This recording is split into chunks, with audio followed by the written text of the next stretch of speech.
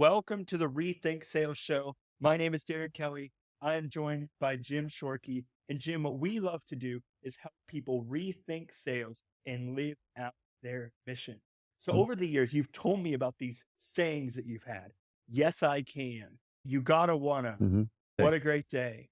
Tell me the stories behind these things. What a Okay. great day. That's such a memorable piece in my mind growing up, hearing that on the radio. Where did these things come from? And yesterday you called me and said you have a new saying to add. I Yeah. want to hear about that at the end. Okay.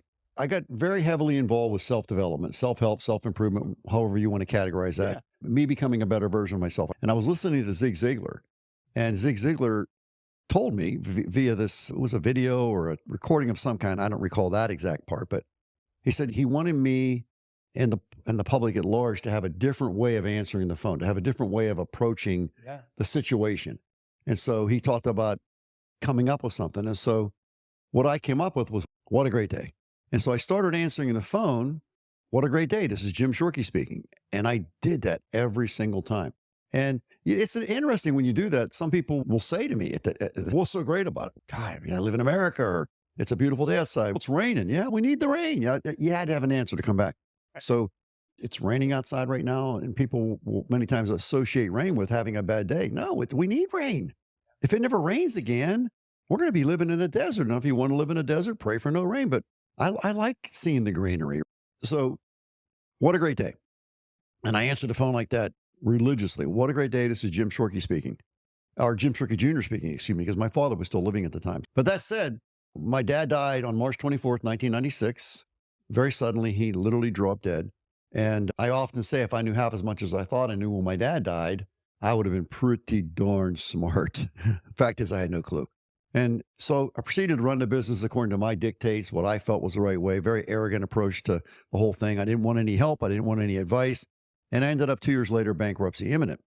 And so I can remember very clearly that I was reading the book Think and Grow Rich by Napoleon Hill, but I wasn't really doing it, right? I wasn't doing what Napoleon Hill told me to do. And I'm bankruptcy imminent. So I started reading the book again, but I pen in hand, pencil in hand, underlining, checking. Am I doing what Napoleon Hill told me to do? The answer was no. So I started doing it. And one of the things he really stressed was seek expert counsel. Find somebody who has done what you want to do successfully and have a conversation. Now, that conversation could be with a book. It could be with a video, YouTube. It could be with a one-on-one conversation, a group, a think tank type thing. There's all different avenues to get this expert counsel, but he was telling me repeatedly to seek expert counsel. And so the one guy that I thought of was Mr. Hamilton. I knew that he knew. He had the cars, he had the boats, he had the big house. He was very successful, very well thought of in terms of his acumen in the car business. So I went to Mr. Hamilton. I walked in his office and I said to Mr. Hamilton that I was lost. I didn't know what I was doing. I needed help. And I asked him for a list of 10 things that I should be doing to be a successful automobile dealer. And so he said, he called me James. He said, James, let me think about that. Come back tomorrow morning and I'll have a list for you. In the meantime, I'm sitting in front of Mr. Hamilton's desk. He's over there. And I'm looking at him. And behind him on the wall, there's this sign that says, you got to wanna. And I got a massive chill right now. And I remember looking at that sign, tears in my eyes. And I'm thinking to myself, I really want to. I really want to, but I don't know how. I don't know what I'm doing. I'm lost. I remember thinking that thought, just sitting there silently to myself. I really want to be a successful car dealer, but I don't know how. And so I left and I ended up taking that sign. One of the things I took from Mr. Hamilton was, you got to want to. And it's a very big part of the fabric of the Jim Shorkey Family Auto Group today. You got to want to. Because if you don't want to, it ain't going to happen. And ironically, in the book, Think and Grow Rich, the first chapter in that book is desire, which is the essence of you got to want to. So I got you got to want to now. And then I developed Yes, I Can. And Yes, I Can is my statement of faith. Napoleon Hill tells us in the book, Think and Grow Rich, he tells us that desire backed by faith knows no such word as impossible. Imagine that. What if desire backed by faith knows no such word as impossible? So I gave that a lot of thought and I'm studying and reading. And so I figured, well, how do I grow my desire? And how do I grow my faith? And if I can grow those two, then that's how I'm going to turn impossible into possibility. So I'm bankruptcy imminent. That's an impossible situation. So how do I do that? I had to grow my desire, and I went to work on that, and I had to grow my faith. So you gotta wanna was my statement of desire. Yes, I can is my statement of faith. And so my idea was if anybody can do this, then Jim Shorkey can do it. I just got to figure out how to do that. Hence Mr. Hamilton. And so I ended up after that really turning it around. The dealership's doing well. The needle's moving. I'm doing well. And then Oldsmobile decides they're going to no longer be representing themselves, and they canceled the franchise. So devastating day for me. Mr. Hamilton calls me and says, "What are you going to do?" I said, "I don't know. I'm crying, right? The Oldsmobile, my dad, it's gone." And he says, "You got to remember, seek expert counsel." He says, "You got to get another franchise." And I said, "How do I do that?" He said, "We got to call every single dealership, every single franchise in the country and just start asking." So I did that, and I kept doing it. And so I've come up with this opportunity to buy Suzuki and Isuzu. And I talked to Rob Cochran directly, and I went to meet with him, and we talked about it. He told me what he wanted, and I just told him that it was too much money for me. And he apparently had an offer from somebody else, and I made him an offer because I already got that offer beat. Here's what I'm going to do. So that was the end of that. Now I'm going to be a Jeep and used car dealer. That's what I was. Oldsmobile was gone. We had to sell down Oldsmobile, but Oldsmobile was gone. I'm doing very well now. I really turned it around, making record profits with, believe it or not, the sell down of Oldsmobile, selling Jeeps and selling used cars, and of course, service and parts and all that stuff. And I figured out a way to make a buck, and I was making a buck. Out of the blue, I'm at the dealership working, and I get a phone call, and it's Rob Cochran. And he says, "Jim, I was in the Coffins building at the time, and he was moving into the Mega Center. And he says, I can't take Suzuki with me. I've got to sell it." He says, "Would you consider spending X for it?" I said, "Rob, no, I wouldn't." I said, "I'm selling Jeeps and I'm selling used cars, and the dealership's doing very well. And I got this. I'm good. No, I would not do that." And he says, "I guess we got a deal." I'm like, "What are you talking about? We got a deal." And I'm a man of my word. I shook on it. "I guess we do." And I remember I called my sons, my brother, my son-in-law, Matt, call him upstairs. And I'm like, I'm dejected. I really am. I said, "Guys," I said, "looks like we're going to be a Suzuki dealer." And I wasn't real positive about it. I have to be straight. I wasn't.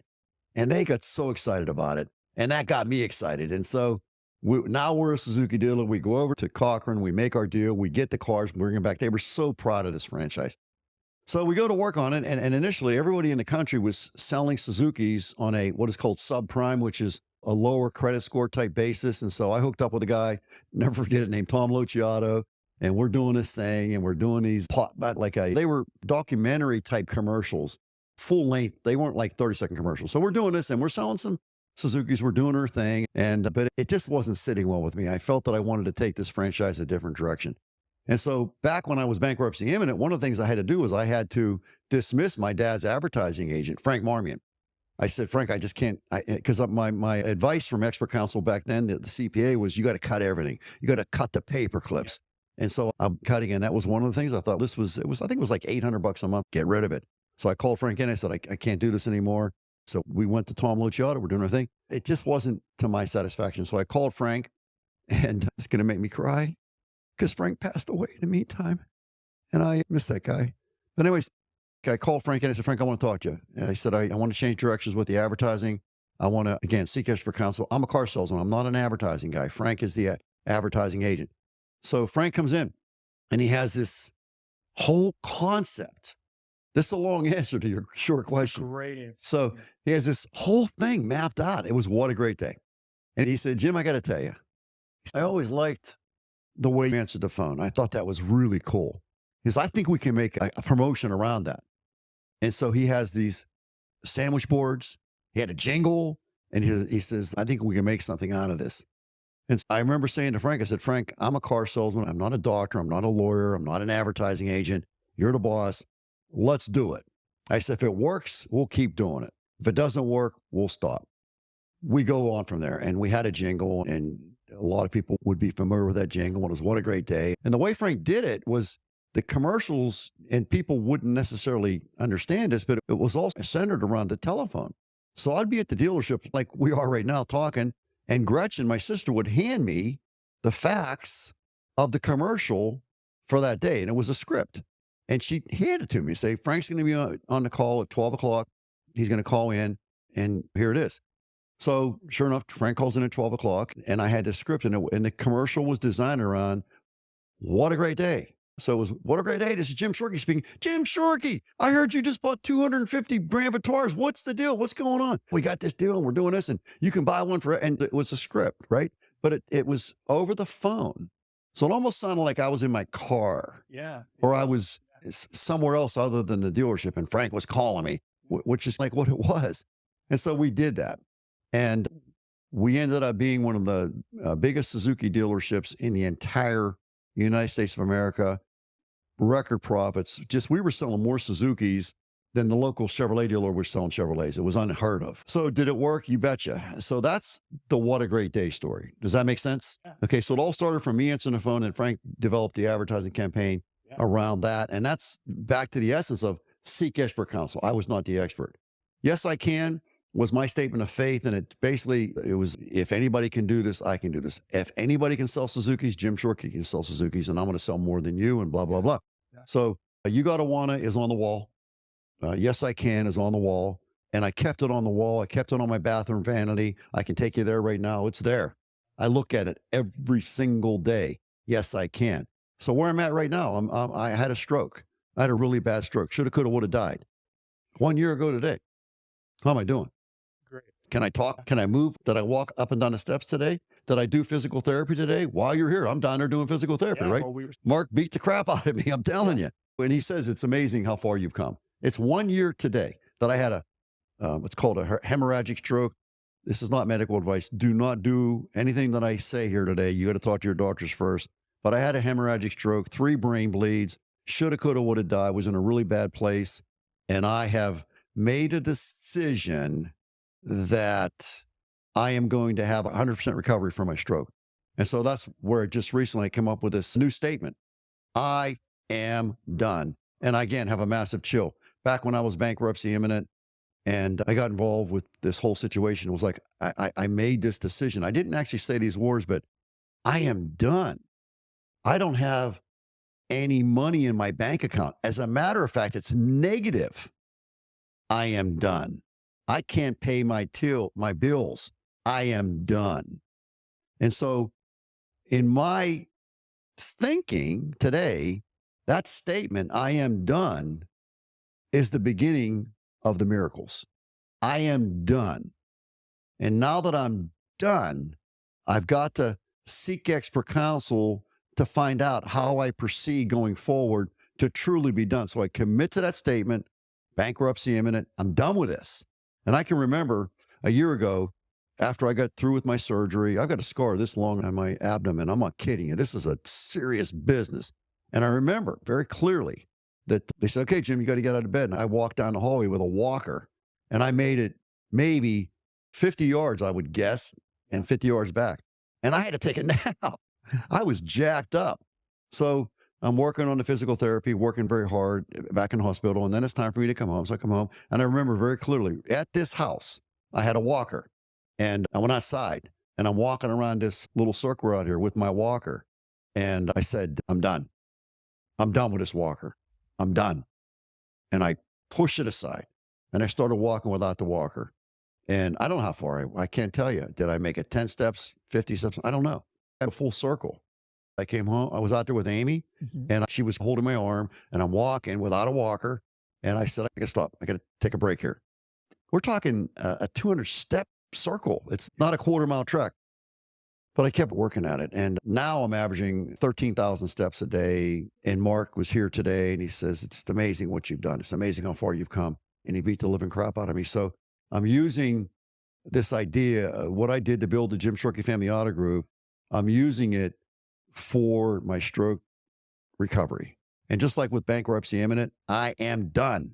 Yeah. I remember I was in front of the CPA, and I had my numbers. And I said to him, I waited till I was so embarrassed. My numbers were bankruptcy imminent. I wasn't going to make it. Those were my numbers. And I remember walking up to him, and I said, these are my numbers. And he get this like kind of grimace on his face. And I said, let me tell you something. This ain't happening. This is my dad's legacy. This is my dad's business. This is not going to happen. So what do? He said, you got to cut everything. So you got to cut the paper clips. You go back there, you cut every single thing you can. in terms of expenses to get your break-even point down. This is fundamental accounting. And so I did that. Yeah. I cut everything I could possibly cut, which was back to the Frank Marmion story. And I did that. And we went from there. And we did get Suzuki, and we did knock it out of the park. And it was no longer even close to being bankruptcy imminent. We had money in the bank, and we were doing great things. So that's a long answer. Yep. Did I hit yes? You got to want it. Yep. Desire backed by faith. There's no such word as impossible. Yep. And a lot of people in our world of self-development, self-help, self-improvement, they eschew the negative. Don't say that. You can make that happen. That's a total bunch of freaking bullcrap. The world is part negative. It is. And it's how you respond to the negative, how you react to the negative, that's going to determine whether you're successful or unsuccessful in life. Most people give up when the negative hits them. There is no negative. Yes, there is. That's a lion out there. Right. He's out there. Yeah. And you can tell me all you want. There's no line. There is no line. Yeah, there is. And if you walk outside, they attack at 35 miles per hour. He's going to take you out. So you better be aware of the lion. Yeah. And life is part negative. Bankruptcy imminent was real. I did have a negative $100,000 in my bank account. I did talk to my CPA in front of Chuck Bellina years later. And I said to Tom Eugen, I said, Tom, was it bad? He says, yeah, it was really bad. I said, was I bankruptcy imminent? He says, he started laughing. He says, you were way beyond bankruptcy imminent. You were ready to fall off a cliff. I said to Tom Eugen, I said, did you think I was going to make it? He says, there was no way in hell. That's exactly what he said. There's no way in hell. You weren't getting out of that mess. I said, did I get out of that mess? He said, yes, you did. Again, big belly laugh. Said, you sure did. And Tom has passed as well. Tom and Frank both passed away. Miss those guys. So anyways, I'm done. I am done is a very powerful, it's not a negative thing. It's a reality check. Chuck and I used to talk about this all the time, standing naked in front of the mirror. You and I talked about it. That would be an example of you stand naked in front of the mirror, you have a look. I like the way I look. Good. Proceed. Or I don't like the way I look. I am done. I weigh too much. I don't like the way I look. Yeah. Okay, I'm done. Now what am I going to do? Right. Or Go find somebody who's smarter than I am. Right. Get a book, get a video, whatever. I got to start working out. Don't do it all today. Start small. We do simple first, right? Yeah. Let's work on it. But day by day, week by week, month by month, I guarantee you, a year from now, if you do what I tell you to do, you're going to look in that same mirror and say, holy cow, look what I've done. And can I prove it to you? Yes. Look at this. Look at me. I can stand up right now. I'm not going to because I'll mess the microphone up, but I can stand up. I can sit down. I can walk up and down steps. I can walk 5 miles with, other than fatigue, no leg pain. None. Zero, zip, nada. I can do push-ups. I can do, like, people are amazed at what I can do. How is that? Because I'm following the principles that I followed to build the Jim Shorkey Family Auto Group. I can prove it to you if I went and got my book right now. It's downstairs. It says in the front of the book, reading number 162, 100% stroke recovery. I can see it. So I'm doing it right now. I'm doing exactly what I did back then. I had a different statement, of course, relating to the financial situation with the dealership, but I had a very clear number that I wanted to make as far as net profit is concerned. And I had a very clear idea of a list of to-dos and to-not-dos that I wanted to do to get to that number. And you know what? I did. I can tell you that I had a number back in 1999, and it was a goal to, I looked up my dad's records, and my dad was very good at keeping records. And so I looked at all the financial statements over a period of 10 years, and I found the one where he made the most money. And that number, I'm not going to give you math. That number was X. And I said, okay, that's a pretty good number. If I could make, let me do the math right. If I could make 80% of that number, because this is my dad's best number. I thought, do I want to go for the best number? I thought maybe that wasn't prudent. So I come up with 80%. So now I had a number. So let's just call it 0.8X, right? But even there, that was like, I'm bankruptcy. I was bankruptcy imminent, lost my butt, and never made a profit. So I thought, okay, this is my goal, this 0.8. I thought, boy, if I could just make 1/3 of that, I would be beyond excited. So I proceeded into the year. I'm doing my statement per Napoleon Hill's instructions. I'm doing the steps. I'm doing the to-dos, the to-not-dos. I'm doing this whole thing. Well, get this. In July of 1999, I hit that number, the original goal for the year. So I'm 7 months into the year. I hit the number. And the number that was the one number that was lower, the 1/3 of the goal, that's the real goal. I hit that number in the month of June because it was the 4th of July. I was actually up in the Thousand Islands. I was on vacation. And I remember I got the report from my sister. Here's what we did, the operating report. And I fell to my knees. I was so overcome with joy. So not only did I hit the number, the original, what I thought was a crazy kind of goal, we hit that at 6 months. So halfway through the year, went on to have an all-time record profit. And I hit that, like I said, the 1/3 of the kind of goal, hit that in 1 month. So we went on to have the best year in the history of the Jim Shorkey Family Auto Group. So I know this works. And I know I'm going to have 100% recovery from my stroke because I'm doing the same things. I know it. Yeah. There's no doubt in my mind. I'm going to do it. I was a negative $100,000 in the bank account and checks were going to bounce. And I couldn't bear that thought. These were my dad's checks. I couldn't bear that thought. So I remember calling the bank and talking to Al Lazar. And I said, Al, I just can't bear the thought of my dad's checks bouncing. And he was a good friend of my dad's and a good friend of mine. I went to school with Al Lazar and we worked a deal. I did a loan and et cetera. And checks never bounced. And then I went to work and I got it turned around. And if I talked to Al Lazar today, he would laugh at me because he knows he was there. You can just hear the power of just having those promises, having those things that you're holding on to and reciting them and remembering them and journaling them and writing them down. We have this whole discipline journaling process you should check out. I'll leave it in the link below. But Jim, this really is the process that we teach and we live out, right? And so what we're encouraging you to do, leave us in the comments below. Which one of those monikers or slogans that we live by impacted you the most? Did you grow up hearing that "what a great day" as someone in the Pittsburgh, Ohio area? The messaging was different, right? And that's what we're about, is we want you to rethink sales and think about it differently. And these are some of the things we're using to empower us to continue to use the process, but we also want to pass them on to you. Yes. And so my goal with this conversation was that you would have those pieces to take, those promises, those sayings, and use them to help empower yourself to move towards your goal. Yeah. And so let's not forget. So when you say, where did What a Great Day come from? Zig Ziglar, expert counsel. Remember I said, read a book, get it. Yeah. I've read his books. He was expert counsel. Where did You Gotta Want to come from? Mr. Hamilton, expert counsel. Where did Yes, I Can come from? I think it came from me, but maybe it came through me. Yeah. But it was my statement of faith. Yes, I can. And I really believe this, that if that's where my goal of 122 comes from. In other words, living to be 122. It's been done. It's been done. Yeah. And so I had a massive hiccup this past year. And I remember you said to me, so Jim, okay, let's talk about 122. Is that still on the table? I said, absolutely. I said, Derek, I know 122 is a crazy goal. I know it's not realistic. It's only been done one time in the history of the world. So the chances of me living to be 122 are probably 1,000,000,000 to 1. And I said to you, what did I say? Can't I at least try? Can't I do the physical therapy? Of course I can. I did it today. Was it easy? No, it was very difficult. But I remember this morning I'm laying in bed doing my meditation and I thought, I'm going to work my butt off today, knowing that I'm doing the physical therapy. Then I'm going to do this. And then I'm going to do acupuncture today.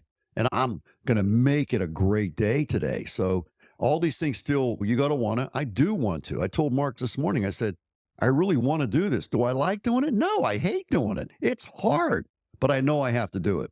And do I believe I can do it? Yeah, I really do. I believe I can. Desire backed by faith knows no such word is impossible. Will I have a 100% stroke recovery? I really believe in my heart of hearts that I will. But let me tell you something. If it's 95%, how am I doing? Really well. Pretty dang good. Yeah. So the goal is 100.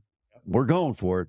But if it ends up at 95 or 93 or 87, wow, look where I was. Couldn't walk without a walker. And when I did walk with the walker, I had to lay down and take a nap. I had to have Amy stop and rest. And now it's not even a question. Before the surgery, I could not walk up my hill out here. I couldn't do it. Now I can. Is it easy? No, it's not easy. It's a freaking hill. It's hard, but I can do it. Thank you, Jim. My pleasure. Thank you, guys. We'll see you on the next episode.